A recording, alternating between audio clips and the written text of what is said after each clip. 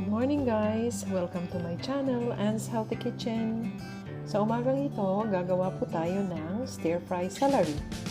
Ito ay napaka masustansya kaya subukan natin.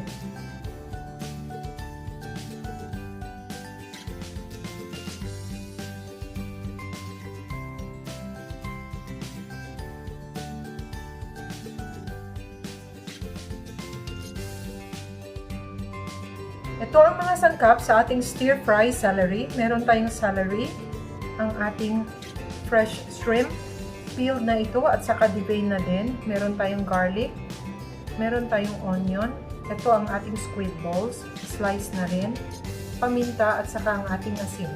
So maglagay na tayo ng oil, katamtaman lang. Yan. And then, hintayin natin uminit. Garlic. Mas maganda kasi ilagay ang garlic na hindi po masyado mainit ang oil para lalabas talaga ang kanyang aroma. Okay.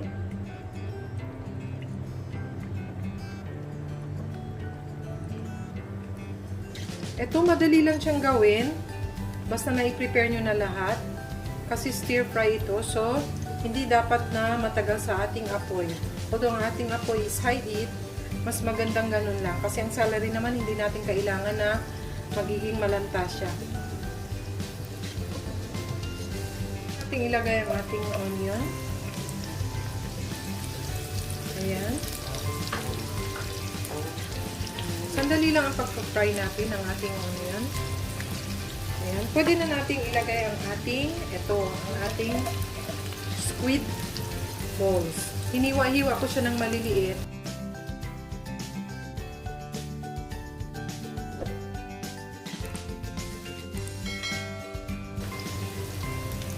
So, ito na siya.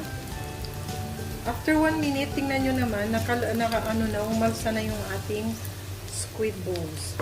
So, this time, pwede na nating ilagay ang ating shrimp.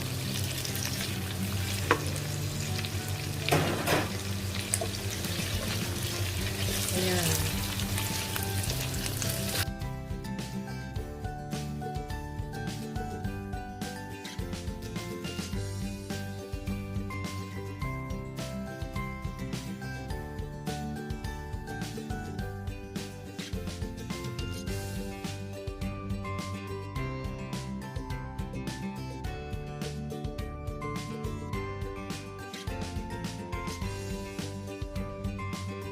Tostado na lahat.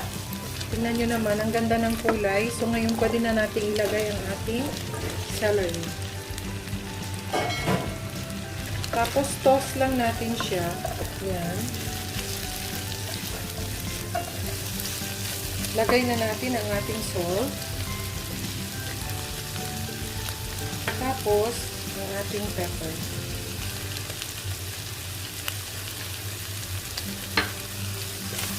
Ganyan lang.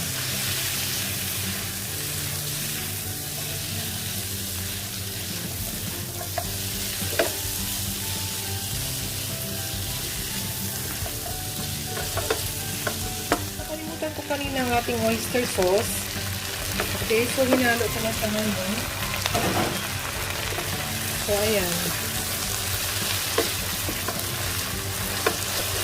Ready na ito. So, maghanda na ng ating kanin. Siguradong taob na naman ang ating kaldero nito. At saka ito napaka-nutritious, no? Kaya, pag gulay na gulay, masarap ito. Automatic. So, ito guys, ready na. Pwede na natin siyang ilagay sa ating platter. At magsisimula na tayong kumain.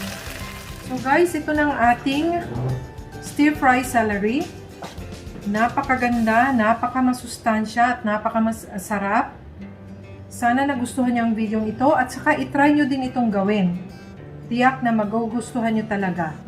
Kaya, kung bago kayo sa channel ko, Anne's Healthy Kitchen, just subscribe to my channel and thank you!